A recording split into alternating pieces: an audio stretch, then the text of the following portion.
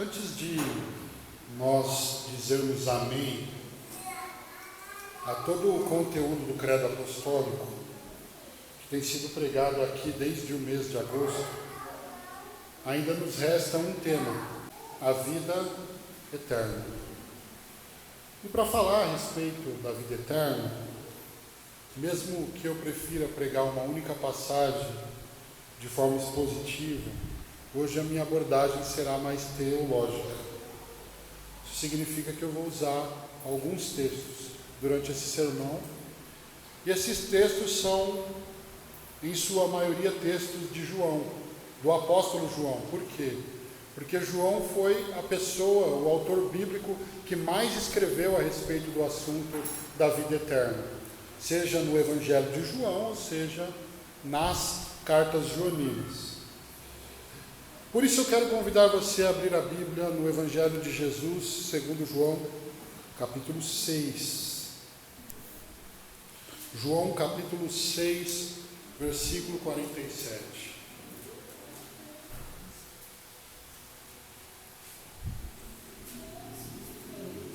João, capítulo 6, versículo 47. Esse texto diz o seguinte: em verdade vos digo, quem crê em mim tem a vida eterna. Mais uma vez, em verdade vos digo, quem crê em mim tem a vida eterna. E aqui quem está falando é Jesus. Irmãos, na semana passada nós falamos a respeito da esperança da ressurreição dos salvos, que acontecerá na segunda vinda de Jesus. Depois disso, todo homem deverá comparecer ao tribunal de Cristo para prestar contas diante dele de todo bem ou de todo mal que praticou. A Bíblia diz que os ímpios ouvirão de Jesus: malditos, afastai-vos de mim para o fogo eterno, preparado para o diabo e seus anjos. Em contrapartida, os justos ouvirão de Jesus: vinde benditos de meu Pai, possuí por herança o reino que vos está preparado desde a fundação do mundo. Dessa forma, Mateus capítulo 25, 46 diz: os ímpios irão para o castigo eterno, mas os justos irão para a vida eterna. Então a vida eterna é, portanto, o destino dos justos, que viverão eternamente no novo céu e na nova terra, onde não haverá mais aflição, onde não haverá mais morte, onde não haverá mais dor. Essa é a mensagem de esperança que o Evangelho nos traz a respeito do fim. Mas geralmente, a maior parte das pessoas não se enxerga na categoria dos injustos que irão para o fogo eterno. A maior parte das pessoas se enxerga dentro da categoria dos justos que herdarão a vida eterna. Por quê? Porque geralmente as pessoas andam por uma lógica mais ou menos assim. Elas dizem, ou elas pensam: sim, porque eu sou uma pessoa boa e decente, eu não tenho vícios, eu pago minhas contas, eu sou um bom vizinho, eu não coloco meu som no último volume, eu não faço mal a ninguém, eu busco ajudar as pessoas, e de vez em quando eu até vou na igreja. Miserável. Com isso elas querem dizer: se eu mereço a vida eterna, quem merece? A resposta do Evangelho é: ninguém. Ninguém merece a vida eterna, porque todos são pecadores e, portanto, merecedores da ira de Deus, da morte, da condenação e do inferno. Todo homem merece, porque é um filho de Adão, porque nasceu na condição de pecador. Nenhum homem merece a vida eterna, e nenhum homem é capaz de, por qualquer mérito, conquistar a vida eterna. Uma vez um jovem rico chegou em Jesus e disse: mestre, o que eu farei para ter a vida eterna? Melhor dizendo, o que farei de bom para herdar a vida eterna? E a resposta de Jesus foi: por que você me pergunta sobre o que é bom? Só existe um que é bom. Jesus já estava mostrando para aquele jovem que ele não era bom o bastante para conseguir a vida eterna pelos seus méritos. E mais para frente, falando a respeito da salvação, Jesus disse: aos homens isso é impossível, mas para Deus tudo é possível. Ou seja, nenhum homem, segundo Jesus, pode fazer absolutamente nada para salvar a si mesmo. Mas Deus é plenamente capaz de fazer por nós e em nosso lugar o que nenhum de nós somos capazes de fazer. E o que nós aprendemos com isso? Eu quero trazer 3 aprendizagens. A primeira, a vida eterna é um presente. Já que nós estamos nos aproximando da comemoração do Natal, Natal tem tudo a ver com presente. Você pode ter certeza que esse é o melhor presente que uma pessoa pode receber: a vida eterna. Vida eterna não é sobre ser bom o bastante, mas é sobre ser perdoado. Vida eterna não é sobre qualquer mérito humano, mas vida eterna diz respeito à graça de Deus. João 3,16 diz: porque Deus amou o mundo de tal maneira que Ele vendeu, Ele negociou, não, Ele deu o seu Filho, para que todo aquele que nele crê não pereça, não morra, mas tenha o quê? A vida eterna é um presente. O Pai deu. Um outro texto que deixa isso claro é João capítulo 10, versículos 27 e 28, que dizem: as minhas ovelhas ouvem a minha voz e eu as conheço e elas me seguem. Dou-lhes a vida eterna e jamais perecerão e ninguém as arrancará das minhas mãos. Esse é Jesus falando, tá? Se a gente acredita que Jesus não mente, Jesus disse: ninguém vai arrancar uma só ovelha minha das minhas mãos. Ninguém. Mas esses 2 textos deixam claro: Deus amou o mundo de tal maneira que deu. E Jesus disse em João 10: dou-lhes a vida eterna. Então a vida eterna é, em primeiro lugar, um presente. Só há uma forma de receber e ter a vida eterna: recebendo-a como um presente. Nas palavras de Jesus, nós entendemos que vida eterna não se conquista. Vida eterna não se alcança por alguma coisa que nós fazemos ou deixamos de fazer. Vida eterna se recebe como um presente que nos é dado pela graça de Deus mediante a fé na obra de Cristo. Portanto, quem conquistou a vida eterna que os salvos receberam foi Cristo. A obra foi de Cristo. A glória é de Cristo. Os méritos da salvação de qualquer mortal são do Cordeiro. Mas algum meritocrata dirá: a obra foi de Cristo, mas fui eu que tive fé. A resposta para isso está em Efésios 2, 8 e 9, que diz: porque pela graça sois salvos, por meio da fé. Isso não vem de vocês, a graça ou a fé? Nenhuma nem outra. É dom de Deus, é presente de Deus. Não vem de obras para que ninguém se orgulhe. E aqui a gente precisa entender uma coisa: a palavra que nós pregamos é dele. O Espírito que convence o homem do pecado, da justiça e do juízo de Deus é dele.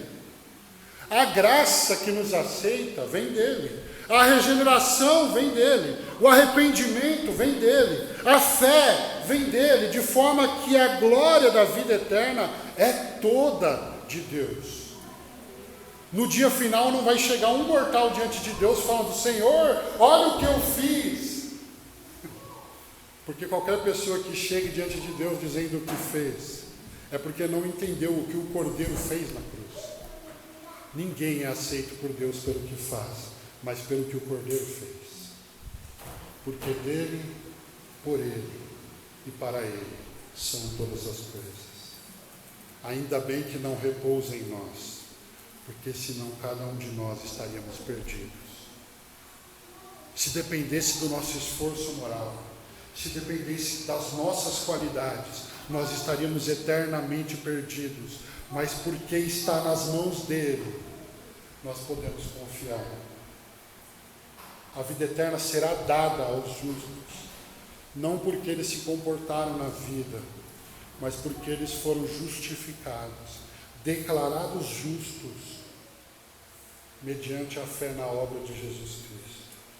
E é por isso que hoje a mensagem do Evangelho, e também a mensagem do Natal,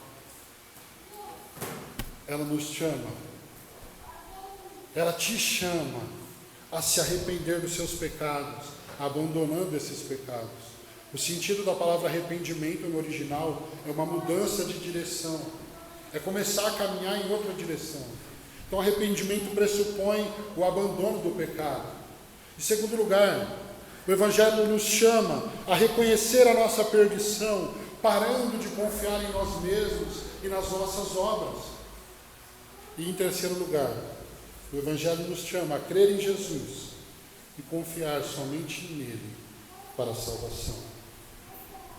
Porque como João disse em João capítulo 3, versículo 18, quem nele crê não é condenado, mas quem não crê já está condenado, pois não crê no nome do Filho unigênito de Deus.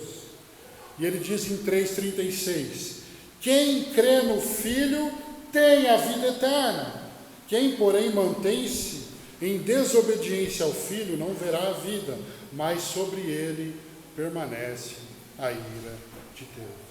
Quer dizer, se nós ainda vivemos uma vida de desobediência, ao dizermos que cremos no Filho, isso significa que a ira de Deus ainda permanece sobre nós, que nós ainda estamos mortos em nossos delitos e pecados. Isso nos leva a uma segunda aprendizagem. Qual que é a primeira? A vida eterna é um presente. A segunda, a vida eterna é uma pessoa. Jesus não somente tem a vida eterna, ele não somente nos dá a vida eterna, mas ele é a vida eterna. Ele mesmo disse em João 14,6, eu sou o caminho, a verdade e a vida, e ninguém chega ao Pai se não for através de mim.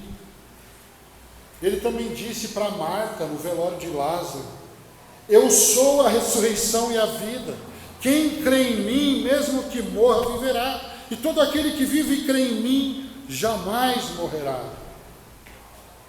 João agora em 1 João 1, 1 e 2, ele vai dizer o seguinte, o que era desde o princípio, o que ouvimos, o que vimos com os nossos olhos, e as nossas mãos apalparam, a respeito do verbo da vida, pois a vida foi manifestada.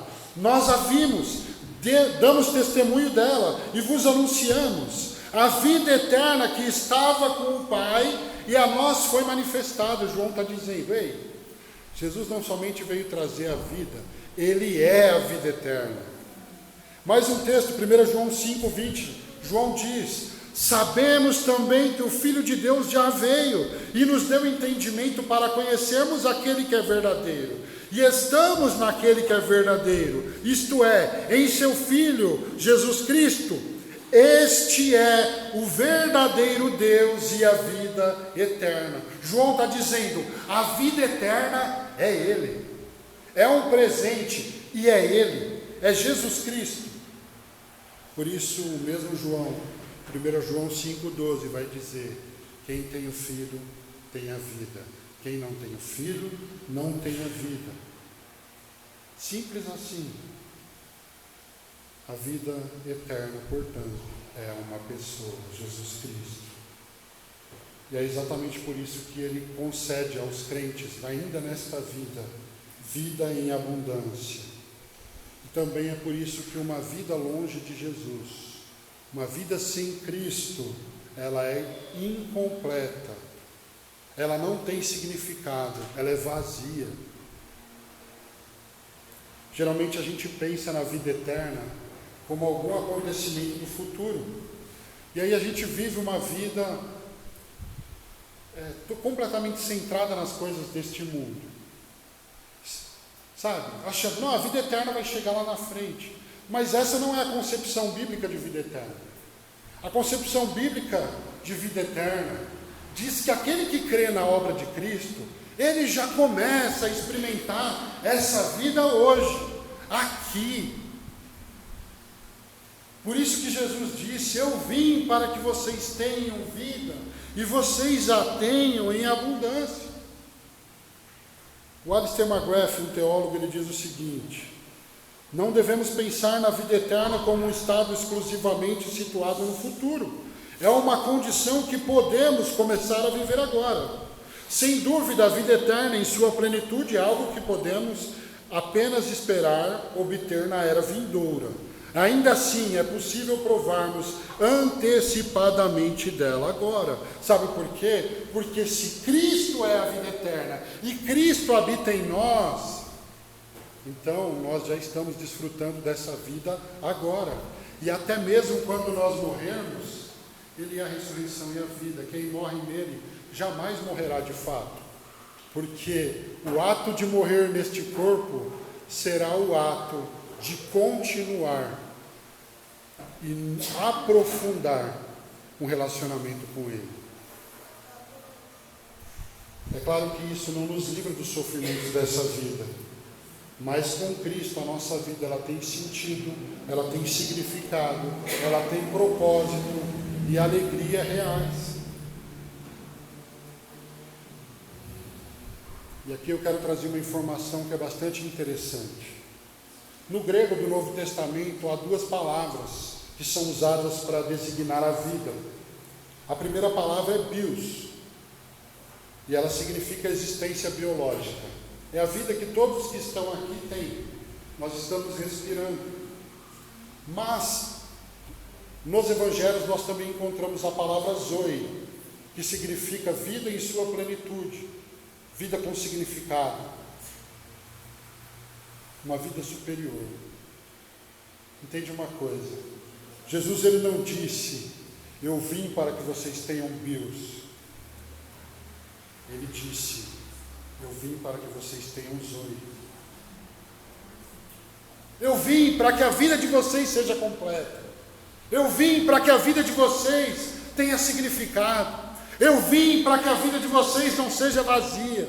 Eu vim para que a vida de vocês tenha propósito. Eu vim para que a vida de vocês tenha sentido. De forma que quem não tem Cristo não tem sentido na vida. Vida abundante não é dinheiro. Vida abundante não é beleza, não é poder, não é inteligência. Nada disso tem valor sem Cristo. Sem Cristo tudo isso é vazio. Todo o dinheiro do mundo sem Cristo é pobreza. Toda a beleza do mundo sem Cristo é feiura. Todo o poder do mundo sem Cristo é fraqueza. E toda a inteligência do mundo sem Cristo é tolice. Você pode vestir as melhores roupas neste mundo e ainda assim estar nu diante de Deus. Você pode comer nos melhores restaurantes neste mundo e ser um mendigo no reino do céu. Não existe satisfação plena sem um relacionamento com Jesus como Salvador e Senhor. É por isso que João vai dizer, 17:3, e a vida eterna é esta, que conheçam a Ti, o único Deus verdadeiro, e a Jesus Cristo que enviaste. Então, se nesse processo da nossa vida, nós estamos conhecendo cada vez mais o nosso Cristo, a vida eterna já está sendo desfrutada agora. Porque vida eterna é conhecê-lo cada vez mais. Louvado seja o Senhor. Não adianta procurar neste mundo aquilo que só pode ser encontrado no céu. Não adianta procurar naquilo que é passageiro, aquilo que só pode ser encontrado naquilo que é eterno. Não adianta você procurar na bios aquilo que você só pode encontrar no zoe. Não adianta procurar neste mundo aquilo que só pode ser encontrado em Jesus. Por isso, o Evangelho mais uma vez nos chama. Volte-se para Cristo. Vá até Ele. Porque somente Ele pode nos salvar de uma existência vazia e inútil e nos dar o significado que nós procuramos em outros lugares, em outras pessoas, em outras coisas. Ele é o sentido da vida. E às vezes a gente fica dando cabeçada procurando Cristo em outras coisas. A gente não vai encontrar.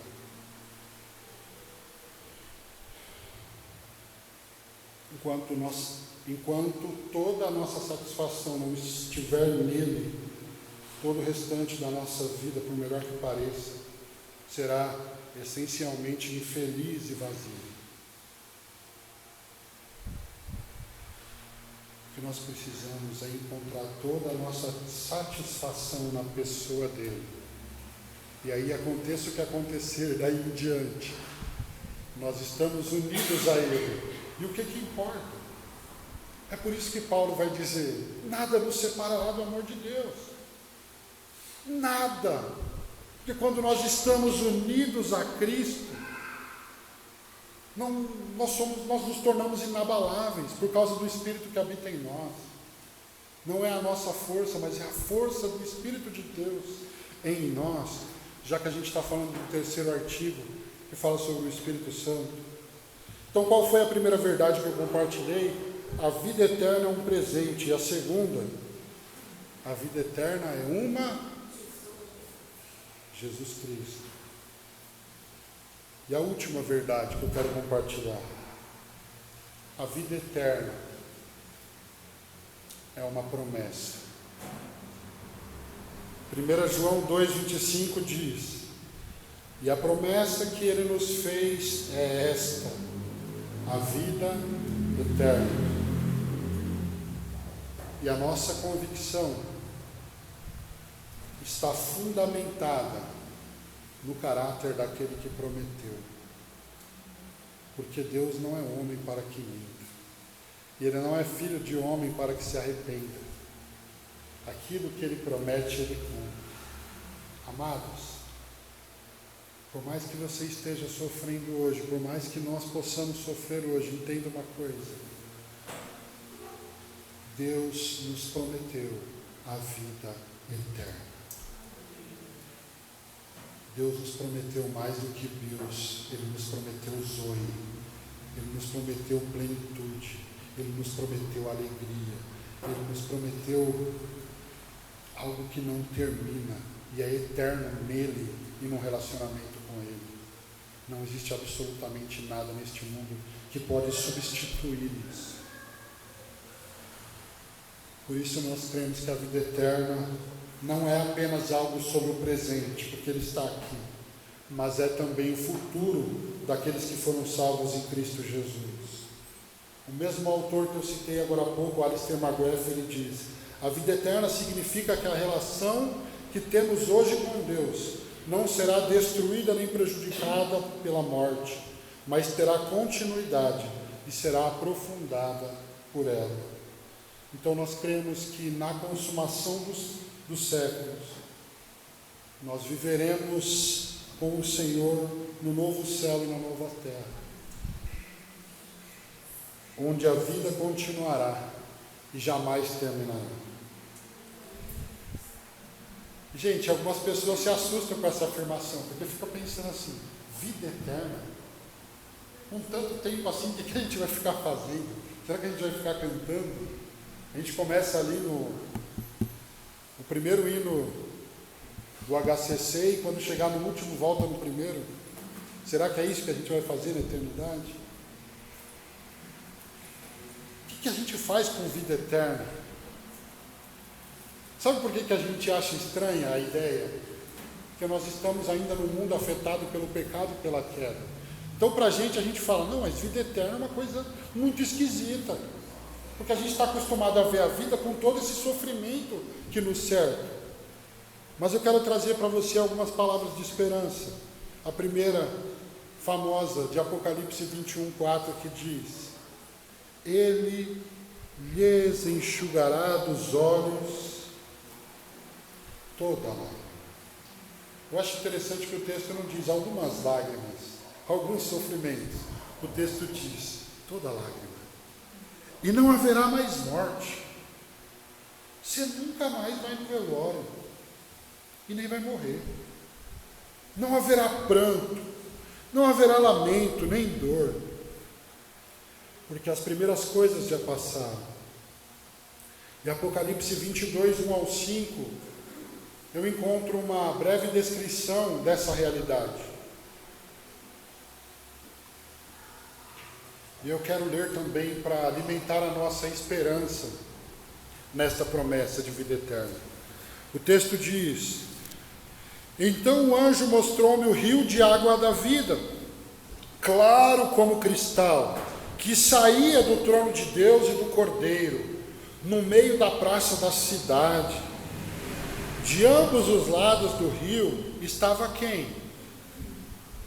Quando quando Adão e Eva foram expulsos do paraíso, eles perderam o acesso a... vocês entenderam a arte agora do sermão dessa semana, né? Por que essa árvore aí, vida eterna e árvore? Olha só o que está dizendo esse texto. De ambos os lados do rio estava a árvore da vida, aquela do qual nos separamos quando pecamos, que produz 12 frutos de mês em mês, e as folhas da árvore são para a cura das nações. Ali jamais haverá maldição. Nela estará o trono de Deus e do Cordeiro. Seus servos o servirão. E olha isso. Você percebeu que em toda a Bíblia ninguém pode ver a face de Deus se não morre? Olha o que está escrito aqui. Verão a sua face. Nós o conheceremos como dele somos conhecidos. Face a face. E na testa deles estará o seu nome.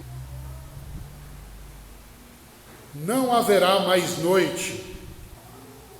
Não precisarão de luz de lâmpada. Não vai ter Enel.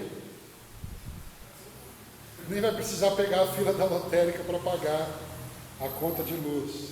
Não haverá luz de lâmpada, nem luz do sol. Talvez agora você comece a ficar assustado. O que vai ser esse negócio? Porque o Senhor Deus os iluminará. É o próprio Senhor que vai ser a nossa lâmpada. Gente, você consegue imaginar isso? E o último trecho diz: e eles reinarão pelos séculos dos séculos. Porque se nós morremos com Ele, nós podemos estar certos de que com Ele também reinaremos. E porque o reino dele é eterno, o nosso reinado com Ele também será eterno. Esse é o quadro que o credo apostólico termina pintando diante de nós, antes do amém. Essa promessa da vida eterna aquece o coração dos peregrinos que vivem neste mundo cheio de dores, aguardando a consumação dos séculos, aguardando o descanso definitivo dos salvos na presença do Eterno. Mas você não pode ter esperança na promessa de vida eterna se não nasceu de novo. Não basta vir à igreja, não basta conhecer o evangeliquez, não basta afirmar-se cristão. A teologia joanina da vida eterna apresenta uma série de evidências, tanto da ausência quanto da presença da salvação na vida de alguém. E eu quero encerrar com essas evidências. Quero apresentar aqui as evidências da ausência e da presença da vida eterna na vida de alguém. Na primeira carta de João, o apóstolo faz uma descrição daquele que não tem a vida eterna e daquele que tem a vida eterna. E a linguagem de João é bem direta. Ela é tão direta que eu não vou nem desenvolver. Eu vou ler os versículos através dos quais João descreve quem não tem a vida eterna e quem tem. E aí a gente encerra esse sermão. Então, em primeiro lugar, quem não tem a vida eterna? Depois a gente fala de quem tem. Segundo João, na carta de todas essas referências são da primeira carta de João, tá? Aquele que diz ter comunhão com Deus, mas anda nas trevas. 1 João 1,6. Se dissermos que temos comunhão com Ele e andarmos nas trevas, mentimos e não praticamos a verdade. Mais um. Quem mais não tem a vida eterna? Aquele que diz que não tem pecados e não enxerga a sua própria perdição. Jesus disse que precisa de médico é quem está doente. Quem não se vê como doente está perdido. 1 João 1, 8 e 10 diz: se dissermos que não temos pecado algum, enganamos a nós mesmos, e a verdade não está em nós. Se dissermos que não temos cometido pecado, nós o tornamos mentiroso. Nós estamos dizendo que Deus que é mentiroso, porque Ele disse que nós temos pecado, e Sua palavra não está em nós. Mais um. Quem não tem a vida eterna? Aquele que diz conhecer a Deus, mas não guarda os seus mandamentos. 1 João 2,4. Aquele que diz, eu o conheço, e não guarda seus mandamentos, é mentiroso, e a verdade não está nele. Mais um. Aquele que diz estar na luz, mas odeia o seu irmão.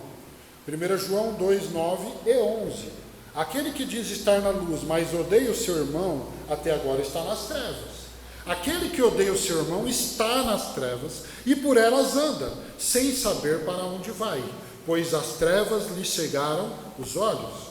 1 João 3, 15 e 16 diz: todo aquele que odeia o seu irmão é homicida, e sabeis que nenhum homicida tem a vida eterna permanecendo em si. 1 João 4, 20. Se alguém diz, eu amo a Deus e odeio o seu irmão, é mentiroso, pois quem não ama o seu irmão, a quem viu, não pode amar a Deus a quem não viu. E o último, quem não tem a vida eterna? Aquele que vive na prática do pecado. 1 João 3, 4, 6 e 8, diz assim: todo que vive habitualmente em pecado, também vive em rebeldia contra a lei, pois o pecado é rebeldia contra a lei. Todo que vive pecando não o viu nem o conheceu. Quem vive habitualmente no pecado é do diabo, pois o diabo peca desde o princípio. Eu acho engraçado que João, ele é o escritor bíblico mais amoroso. Se você ler o começo da carta, ele está falando filhinhos, filhinhos. Só que ele é tão amoroso e ele fala com todo esse amor palavras duríssimas para nós. Essas são as características de quem, segundo João, não tem a vida eterna. Agora a pergunta: quais são as características descritas por João na mesma carta daqueles que têm a vida eterna? Aquele que anda na luz e tem comunhão com os irmãos. 1 João 1,7. Se andarmos na luz, assim como Ele está na luz, temos comunhão uns com os outros, e o sangue de Jesus, seu Filho, nos purifica de todo pecado. Segundo, aquele que reconhece seus pecados e os confessa diante de Deus, ele não nega a sua condição pecaminosa. Se confessarmos os nossos pecados, Ele é fiel e justo para nos perdoar os pecados e nos purificar de toda injustiça. Outra característica daquele que tem a vida eterna: aquele que conhece a Deus porque guarda os seus mandamentos. 1 João 2, 3 e 5. E sabemos que o conhecemos se guardamos os seus mandamentos. Todo aquele que guarda a sua palavra, neste o amor de Deus tem de fato se aperfeiçoado, e assim sabemos que estamos nele. 1 João 3, 24. Quem guarda seus mandamentos permanece em Deus, e Deus permanece nele. Outra característica daqueles que têm a vida eterna: aquele que ama o seu irmão e permanece na luz. 1 João 2,10. Aquele que ama o seu irmão permanece na luz, e nele não há tropeço. 1 João 3,14. Esse eu quero ler pausadamente. Como nós sabemos que passamos da morte para a vida? Nós sabemos que já passamos da morte para a vida, porque amamos os irmãos. Quem não ama permanece na morte. Aquele que não vive pecando, porque é nascido de Deus. 1 João 3,9. Aquele que é nascido de Deus não peca habitualmente, pois a semente de Deus permanece nele, e ele não pode continuar no pecado, porque é nascido de Deus. 1 João 5,18. Sabemos que todo que é nascido de Deus não vive pecando, pelo contrário, aquele que nasceu de Deus, ele o guarda, e o maligno não lhe toca. E aqui é a última característica daqueles que têm a vida eterna.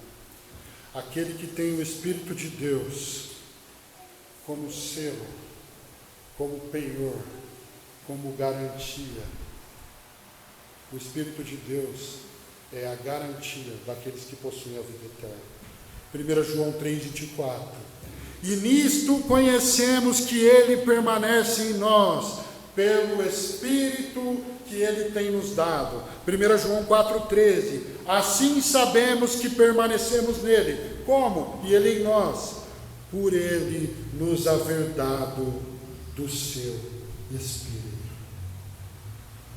Depois de passar por todas essas evidências e não evidências da salvação em João, quero trazer uma pergunta reflexiva a nós.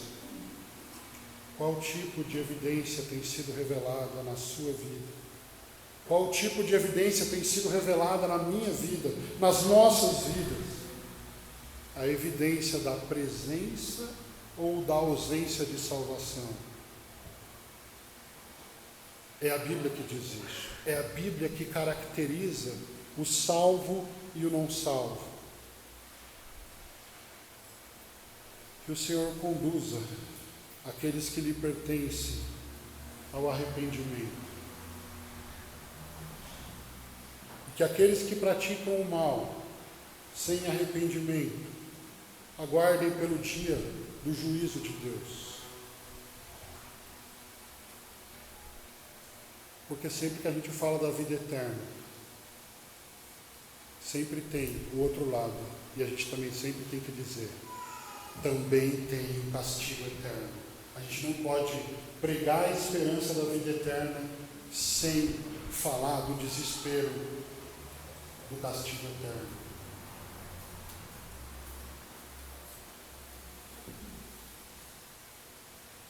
Esta vida, como eu disse na semana passada, é o máximo de inferno que os cristãos conhecerão. E esta mesma vida é o máximo de céu que os descrentes conhecerão. Jonathan Edwards.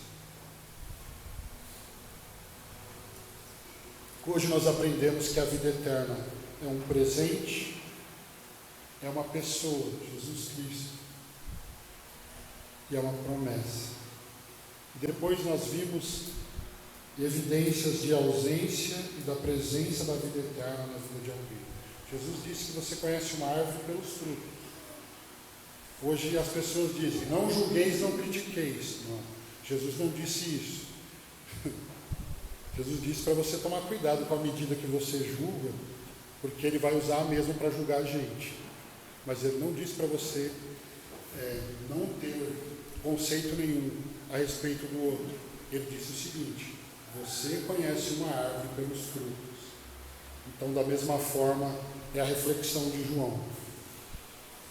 A minha oração, amados, é para que, enquanto nós aguardamos a plenitude da vida eterna no futuro, nós possamos desfrutar dela no presente, do zoe, da vida com abundância, daquela que fez Paulo e Silas cantarem à meia-noite na prisão. Porque as pessoas poderiam até tirar a bios deles, mas ninguém podia tirar a zoe deles. Por isso que eles cantam. Jesus falou isso, não temam aqueles que matam o corpo, mas não pode fazer nada com a alma. Temei antes aquele que pode fazer perecer no inferno, tanto o corpo quanto a alma. É esse que nós devemos temer. A minha oração é que, enquanto a gente aguarda a plenitude da vida eterna no futuro, nós desfrutemos dela no presente, porque a vida eterna já está aqui. Jesus disse: eu vim para que vocês tenham vida e a tenham em abundância.